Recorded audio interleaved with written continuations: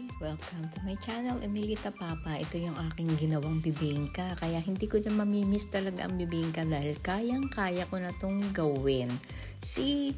Ang sarap-sarap niya at ang lambot-lambot. So, ganito lang ang paggawa ng ating bibingka. At Merry Christmas in advance to everyone! Ito ang ating mga ingredients na gagamitin sa ating bibingka. Rice flour, 1 1/4, isang latang gata. At ang milk ay 1/4 lang. Ito yung keso na ating gagamitin. Lalagyan din natin siya ng itlog at baking powder. Siyempre, ang pampatangkad ang star margarine. And ang ating itlog na pula, itlog na maalat. Yan yung ating molde na ating gagamitin. So, ayan. Ganyan ang ating molde. So, we are going to make our bibingka dahil December na, magpapasko na. Tayo ay gagawa ng bibingka. So, gagamit tayo ng 1 can of coconut. Yan, binuksan na natin ang gatas at atin nang ibinihos. Pasabay ang ito pala yung gata. Ito pala yung gatas. 1/4 lang na gatas yung ating inilagay. Ayan. At pagkatapos, basagan natin ng 2 itlog. Ayan. Ito yung mga pagkain na uso pag magpapasko. Sigurado sa Taytay, nagsisimula na silang Oops, may nalaglag ba? Sana walang nalaglag. Nagsisimula na silang magtinda ng ano nito. Pagpasok ng September, meron ng mga nagtitinda ng ano sa mga karsada eh. So, mix.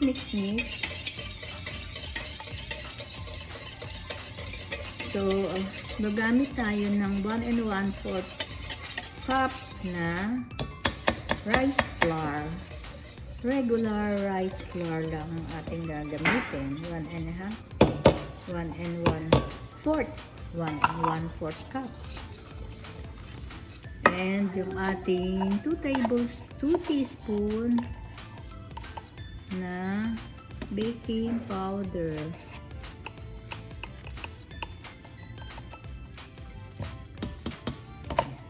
And then, mix na natin. Nakong nanay ko magaling magluto nito eh. Pero nung araw, gumagawa sila ng libadura. Libadura ang kanilang ginagamit para umansa yung kanilang bibingka. So, masarap ang bibingka pagkaluto sa uling or sa baon ng niyog, sa bunot.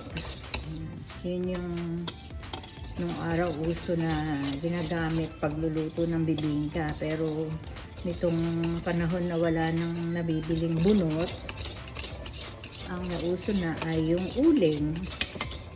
So ngayon, ang nauso na ay ibibake na. So ito ay ating ibibake. There. Ready na siya? Or kulang pa? Need pa ng pangpatangkad ang star margarine.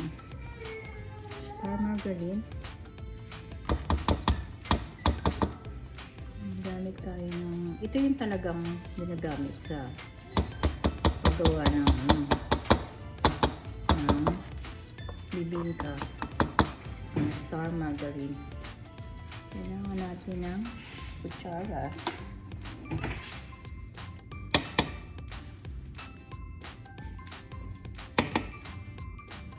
Baga, ito yung authentic na ginagamit. Okay. Then, mix.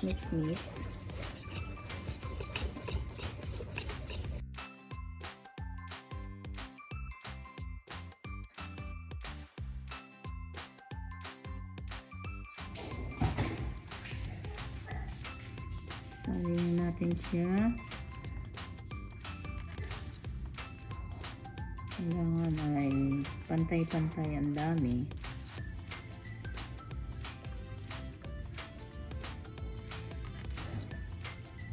Oh my God! Asukal! Muntik na nating makalimutan.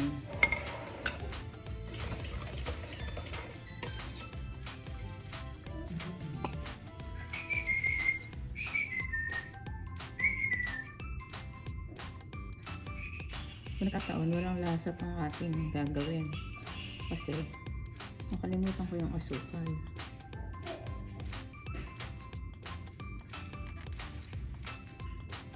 I don't know. So, every time kasi na nakakakita ako ng mga recipe, hindi lang yung gusto ko siyang makain. Nacha-challenge din ako na subukan siya. Nacha-challenge ako na kaya ko kaya ito? So, yun. Kaya gusto ko siyang itry. So, maglalagay na tayo ng keso. Keso. Naku. Mabigat yata masyado yung aking keso. Lumulubog. Siguro makapal masyado. Oo nga. Dapat ninipisan ko lang. Ibali. Makakain din natin yan. Maglalagay pa tayo ng itlog na maalat. Ito naman yung ating itlog na maalat. Mga kabayan, advance Merry Christmas sa inyong lahat. At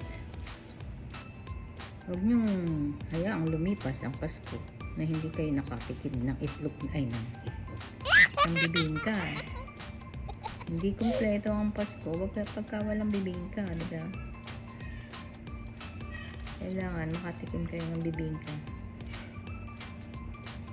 Yan.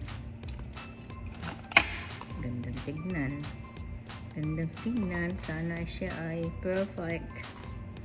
Perfect.